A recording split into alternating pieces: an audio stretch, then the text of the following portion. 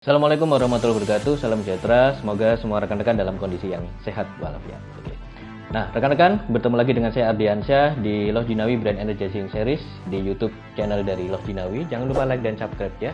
Di sini kita akan ngobrolin tentang berbagai hal tentang branding yang bisa memperkuat kompetensi bisnis dari rekan-rekan. Sebelum kita mulai hari ini, silakan simak satu.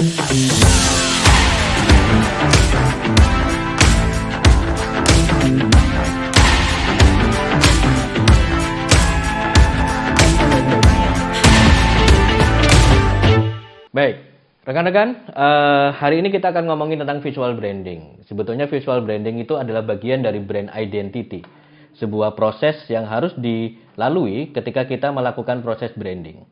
Jadi proses branding itu diawali dengan membuat brand strategi dan kemudian diterjemahkan secara visual dalam bentuk brand identity. Nah, brand identity ini biasa kita sebut dengan visual branding. Oke. Nah, kenapa kita butuh visual branding, rekan-rekan? Karena kita butuh stand out. Ada sebuah pameo Jawa gitu ya, yang mengatakan ajining rogo saka busono gitu ya. Jadi seseorang akan dilihat dari penampilannya. Nah, maka di sini kita melihat bahwa visual menjadi penting. Kita melihat penampilan orang lain, maka visual itu memberikan persepsi, entah itu yang positif atau negatif dari seseorang. Sama berlakunya di sebuah brand. Sebuah brand yang sudah kita buat itu harus bisa muncul stand out. Dan bagaimana dia muncul stand out?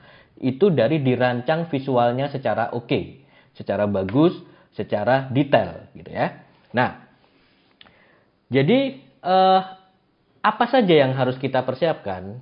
Intinya kalau teman-teman ikuti episode sebelumnya di mana saya bicara tentang branding iceberg gitu ya. Bahwa yang nampak di puncak gunung es. Ya, puncak gunung esnya branding itu adalah logo, kemasan, gitu kan, nama dan segala macamnya. Nah, itu yang sebetulnya disebut dengan brand identity. Itu yang disebut dengan visual branding. Jadi kita akan ngomongin yang paling tampak, yang paling gampang dilihat dan bisa menciptakan persepsi di benak customer, di benak konsumen tentang branding kita.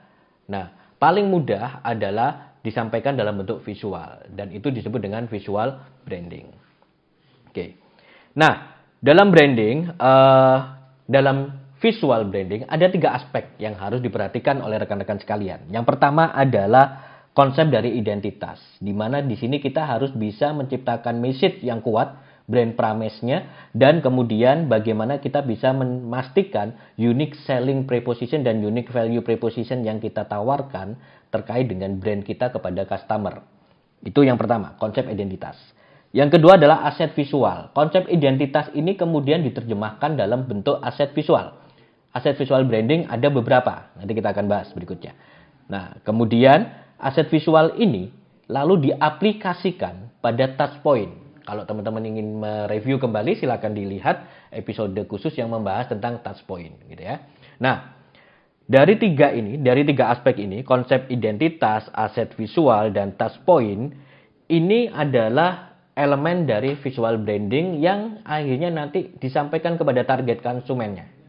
Dimana ketika 3 aspek ini kita rancang, itu harus mempertimbangkan karakter dari customer kita. Karakter dari customer kita. Nah, ini adalah sebuah proses komunikasi. Ini adalah sebuah proses komunikasi. Oke? Nah, tadi saya menyebut ada aset visual. Dalam visual branding itu aset visualnya ada berapa? Secara sederhana kita permudah aset visual dalam visual branding itu ada 5. Oke, yang pertama adalah logo, yang kedua adalah imagery, yang ketiga adalah tipografi, yang keempat adalah skema warna, dan yang kelima adalah tata letak, penataan letak. Di mana itu semua dikembangkan dari konsep identitas dari awal yang sudah kita rencanakan, yang sudah kita buat, begitu. Nah, ketika kita bicara logo, rekan-rekan, maka dari konsep identitas itu yang harus diciptakan pertama kali sebagai aset visual branding adalah logo yang proper, logo yang baik. Nanti kita akan bahas pada episode-episode yang lain bagaimana sih sebetulnya logo-logo yang oke, logo-logo yang baik menjadi identitas sebagai sebuah brand gitu.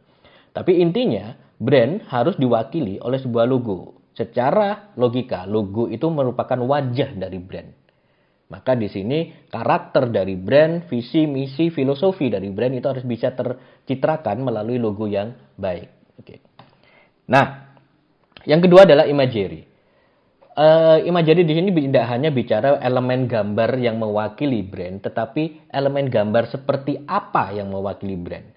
Apakah kita menggunakan, kalau dari tipe atau jenis kita menggunakan foto, ataukah kita menggunakan ilustrasi, atau menggunakan infografik misalkan. Nah, ketika sudah disepakati maka ini harus komit, harus digunakan secara terus-menerus.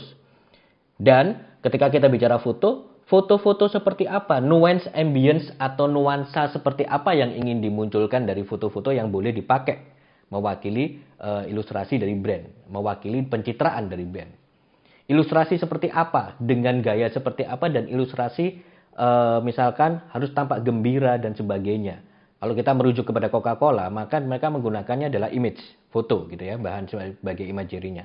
Dan di sana harus orang-orang yang aktif, muda, gembira, dan pasti ketika diambil adalah sedang menikmati Coca-Cola gitu. Jadi dari activity-nya dengan kegembiraannya dia menikmati Coca-Cola. Nah, ini sebuah guide yang harus, visual guide yang harus diikuti oleh desainer nanti ketika merancang semua aplikasi dari brand. Begitu. Nah, yang ketiga adalah warna.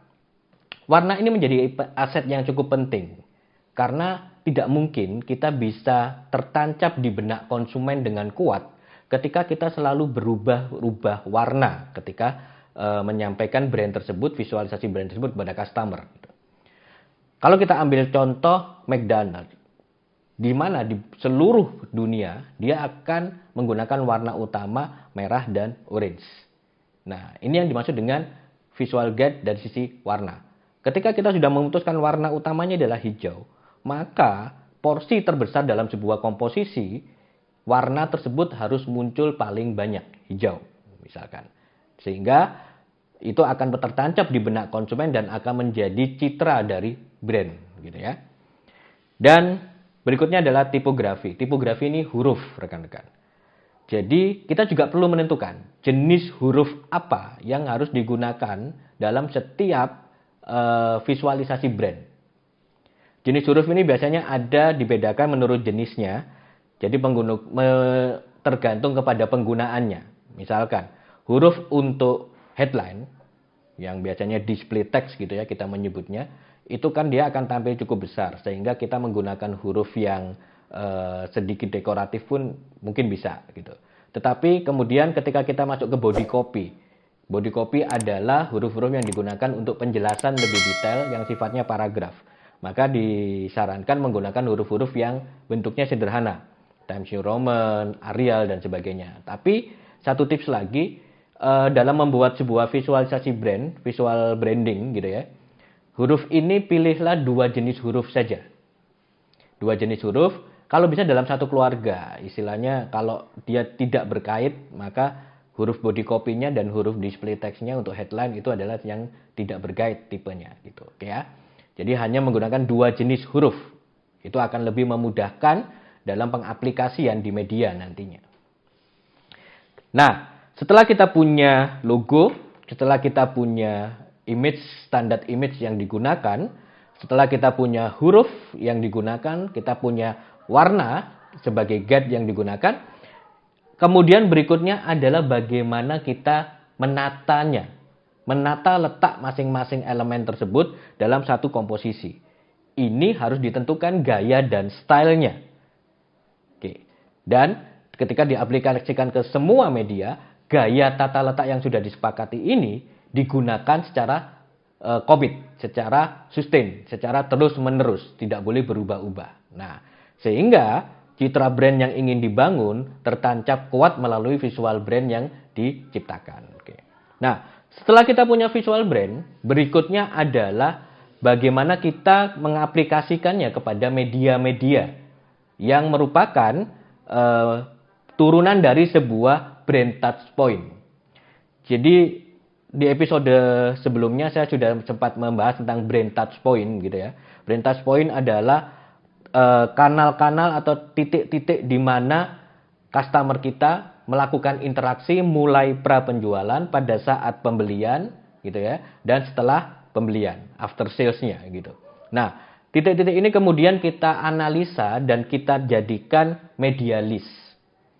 List atau daftar media yang menjadi titik interaksi konsumen dalam customer journey-nya, mulai pra sampai selesai melakukan penjualan.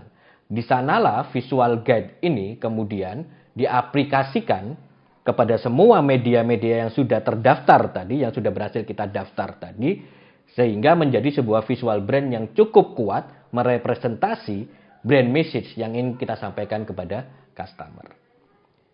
Ini bahasan kita tentang visual branding. Bisa bertanya di komen gitu ya, nanti kita akan balas.